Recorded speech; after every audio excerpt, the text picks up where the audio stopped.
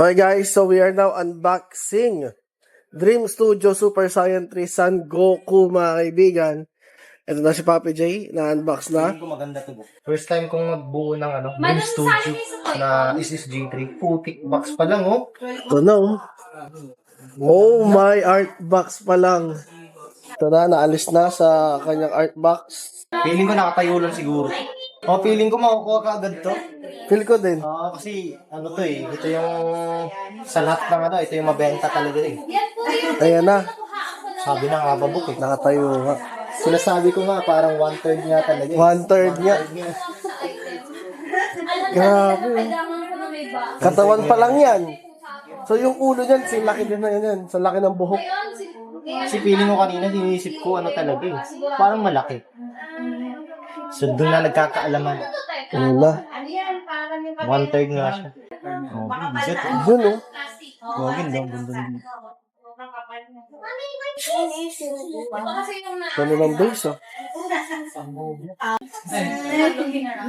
Yun oh. So, Low number, out of, 47. 299, so 47 siya. Not bad. Not bad.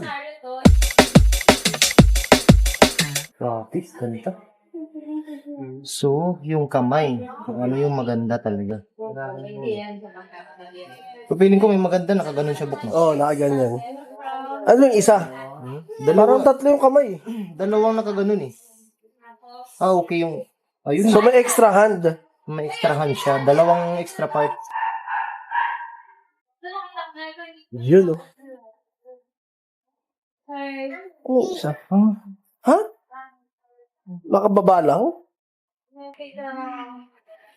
Parehas right. Parehas? Bakit?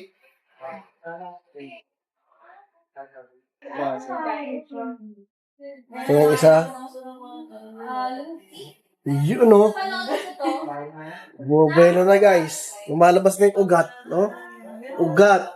Grabe. Ganyan ba yung maganda o yung parang nakaganon siya, nakababa? Parang feeling ko ganyan eh. Kasi ano eh. Sa bagay, kasi SSG3 siya, no? Oo. Parang pag nakababa, parang ang kalma eh.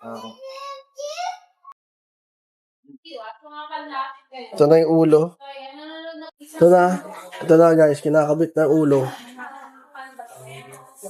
Hirap po. Yun na. Pasok.